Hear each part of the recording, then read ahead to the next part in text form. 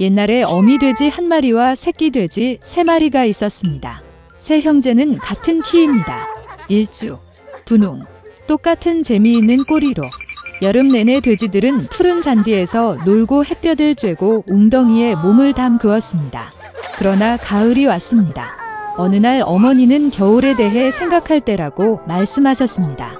그녀는 그들에게 큰 집을 지으라고 요청했습니다.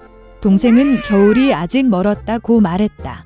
중형은 필요할 때 자신의 집을 지을 것이라고 말했습니다. 그리고 형은 집을 직접 짓기로 결정했습니다. 남동생과 중형들은 게임을 하는 것 외에는 아무것도 하지 않았습니다. 매일 추워졌습니다. 남동생은 지프로 집을 짓기로 결정했습니다. 동생은 겨울에 초가집이 매우 추울 것이라고 생각했습니다. 그는 나뭇가지와 나뭇가지로 집을 짓기로 결정했습니다. 저녁이 되자 그들의 집은 준비되었습니다. 그들은 자신을 매우 자랑스러워했고 건물을 충분히 얻지 못했습니다. 이제 그들은 자유롭고 그들이 원하는 것은 무엇이든 할 수 있었습니다. 그들은 형에게 가서 그가 자신을 위해 어떤 집을 지었는지 보기로 결정했습니다. 형은 건물을 짓느라 바빴다. 그는 돌을 바르고 찰흙을 반죽하고 천천히 안정적이고 튼튼한 집을 지었습니다. 동생들은 직장에서 형을 찾았습니다. 그들은 그가 어떤 요새를 짓고 있는지에 매우 놀랐습니다. 형은 침착하게 계속 일했습니다. 남동생과 중형들은 그의 집을 농담하고 웃기 시작했습니다. 그들은 너무 즐거워서 삐걱거리는 소리가 빙디 넘어 멀리 울려 퍼졌습니다. 형은 늑대가 소리를 들을 수 있기 때문에 조용히 해달라고 요청했습니다. 남동생과 중형은 더욱 즐거워했습니다. 그들은 형이 겁쟁이라고 결정했습니다. 그리고 용감한 두 형제는 산책하러 갔습니다. 도중에 그들은 노래하고 춤을 추고 숲에 들어갔을 때 너무 큰 소리를 내며 소나무 아래에서 자고 있던 늑대를 깨웠습니다. 불만족스럽고 굶주린 늑대는 2마리의 멍청한 돼지가 비명을 지르는 곳으로 갔다. 형제들은 즐겁게 걸으며 늑대를 얼마나 쉽게 다룰 수 있는지 이야기했습니다. 그리고 갑자기 그들은 진짜 살아있는 늑대를 보았습니다. 그는 큰 나무 뒤에 서 있었습니다. 그는 매우 사악한 눈과 커다란 이빨을 가졌습니다. 형제들은 무서워서 야른 꼬리가 가늘고 가늘게 떨렸습니다. 늑대는 점프할 준비를 했습니다. 그는 이빨을 꺾고 오른쪽 눈을 깜빡였습니다. 새끼 돼지들은 갑자기 정신을 차리고 숲을 비명을 지르며 달아났다. 그들은 먼지 구름을 일으켜 각자 자신의 집으로 달려갔습니다. 남동생은 초가집으로 달려가 늑대 앞에 문을 두드렸다. 늑대는 으르렁거리며 문을 열 것을 요구했습니다. 동생은 두려움 때문에 한마디도 할 수 없었습니다. 그런 다음 늑대가 불기 시작했습니다. 가벼운 지붕은 즉시 초가집에서 날아갔습니다. 늑대는 숨을 크게 들이쉬고 2번째로 불고 초가집은 사방으로 날아갔다. 늑대는 기뻐하며 이빨을 꺾고 동생에게 덤벼들었다. 그러나 돼지는 능숙하게 피하고 달렸다. 그는 중동생의 집으로 달려갔습니다. 형제들은 스스로를 가두어 놓고 실망스럽게 서로를 바라보았습니다. 늑대는 화를 내고 불기 시작했습니다. 집이 약간 비스듬하다. 늑대는 2번째, 3번째, 4번째로 불었습니다. 하지만 그 집은 여전히 서 있었습니다. 늑대는 숨을 크게 들이쉬고 5번째로 불었다. 집이 흔들리고 무너졌습니다. 폐허 한가운데서 한동안 문 하나만 서 있었다. 공포에 질려 새끼 돼지들은 형의 집으로 달려갔습니다. 늑대가 그들을 뒤쫓았다. 그는 이번에는 돼지가 그에게서 도망치지 않을 것이라고 확신했습니다. 새끼 돼지는 큰 사과 나무를 치지도 않고 빠르게 지나갔다. 그리고 늑대는 사과로 그를 덮은 사과 나무를 돌릴 시간이 없었습니다. 딱딱한 사과 하나가 그의 눈 사이를 쳤다. 늑대의 이마에 큰 충돌이 일어났습니다. 이때 남동생과 중남동생은 형의 집에 뛰어들어 문을 조였다. 늑대는 문으로 달려가 으르렁거리며 문을 열 것을 요구했습니다. 동생들은 무서워서 아무 말도 할 수 없었습니다. 그리고 형은 그와 그의 형들이 단단한 석조집에서 두려워할 것이 없다는 것을 알고 있었습니다. 그러자 늑대는 더 많은 공기를 빨아들여 최대한 빨리 날렸습니다. 그러나 아무리 불려도 돌 하나도 움직이지 않았습니다. 그리고 나서 그는 고개를 들어 지붕에 크고 넓은 굴뚝을 발견했습니다. 그는 조심스럽게 지붕 위로 올라가 파이프를 내리기 시작했습니다. 돼지들은 졸졸 소리를 들었다. 형은 즉시 무슨 일인지 짐작했습니다. 그는 재빨리 물이 끓는 가마솥으로 달려가 뚜껑을 찢었습니다. 늑대는 파이프를 따라 내려가 가마솥으로 곧장 떨어졌습니다. 그의 눈은 이마까지 넓어졌다. 불에 타버린 늑대는 거친 포효와 함께 날아가 숲으로 달려갔다. 그리고 3마리의 작은 돼지는 그를 돌보았고 사악한 강도에게 교훈을 아주 교묘하게 가르친 것에 기뻐했습니다. 그때부터 형제와 어머니는 한 지붕 아래에서 함께 살기 시작했습니다. 옛날 옛적에 3딸을 둔 부유한 상인이 있었습니다. 막내딸은 미녀라고 불렀습니다.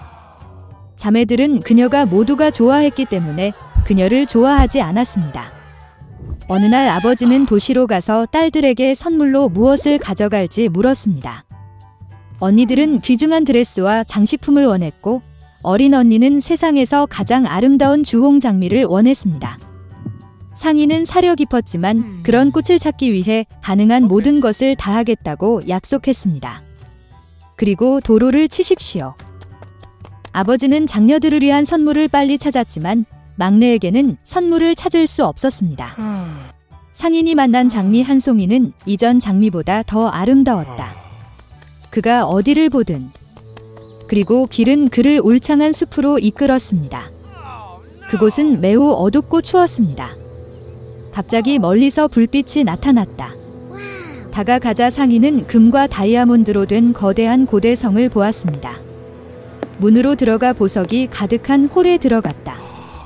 그는 홀 중앙에 테이블이 있고 그 위에 접시가 없고 모든 접시가 은과 금으로 만들어진 것을 보았습니다.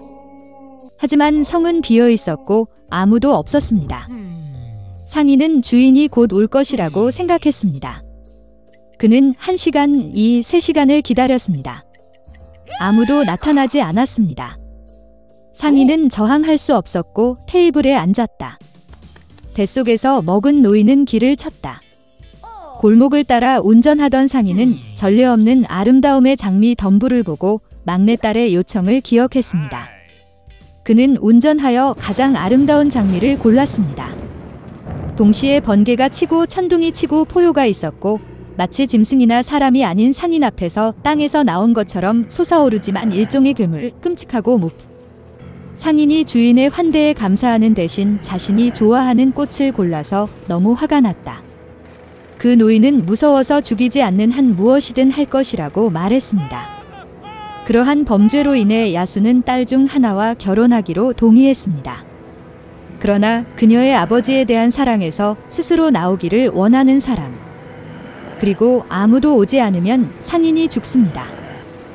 노인은 슬퍼하고 집에 가서 딸들에게 작별 인사를 하기로 결정했습니다. 그는 사나운 짐승을 위해 그들 중 누구도 포기하고 싶지 않았습니다. 나는 말을 타고 집으로 갔다. 아이들을 만난 그는 모든 사람에게 선물을 주고 자신의 모험에 대해 이야기했습니다. 언니들은 어린 딸에게 덤벼들었다고 그들은 말한다. 그것은 그녀의 잘못이라고 말한다. 그녀는 형편없는 꽃을 주문했고 이제 아버지는 그의 목숨을 지불해야 한다. 미녀는 아버지 대신 기꺼이 짐승에게 갈 것이라고 대답했습니다. 그래서 다음날 뷰티가 길을 떠났습니다. 말은 재빨리 성으로 돌아왔습니다. 홀에 들어서 그녀는 훌륭한 와인과 음식이 있는 테이블을 발견했습니다. 미녀는 야수가 그녀를 먹고 싶어 한다고 생각하여 먹이를 줍니다. 그녀가 저녁을 먹자마자 포효가 있었고 마치 땅속에서처럼 끔찍하고 털이 많은 괴물이 나타났습니다. 그리고 야수는 자신이 자유의지로 여기에 왔기 때문에 그녀가 좋은 마음을 가지고 있음을 의미한다고 뷰티에게 말했다. 그래서 괴물도 그녀에게 친절할 것입니다.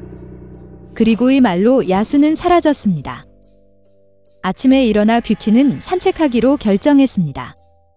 방 중 하나에 들어서 그녀는 테이블의 아름다움이 원하는 것은 무엇이든 할 것이다 라는 비문을 보았다.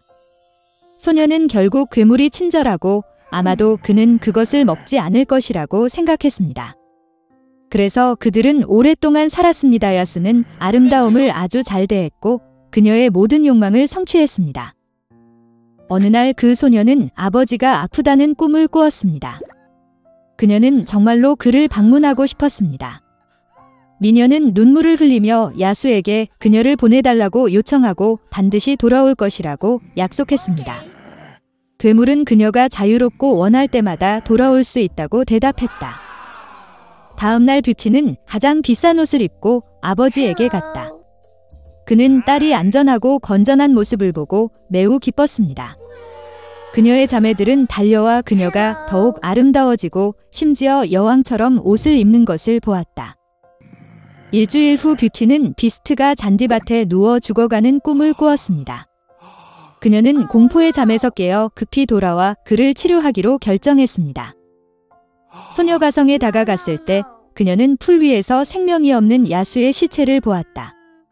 그녀의 마음은 동정심에 사로잡혔습니다. 아름다움은 그에게 눈물을 흘리며 그에게 키스했습니다. 그리고 같은 순간에 번개가 치고 천둥이 치며 성 전체가 밝은 빛으로 비춰졌고 음악이 어디서나 연주되었습니다.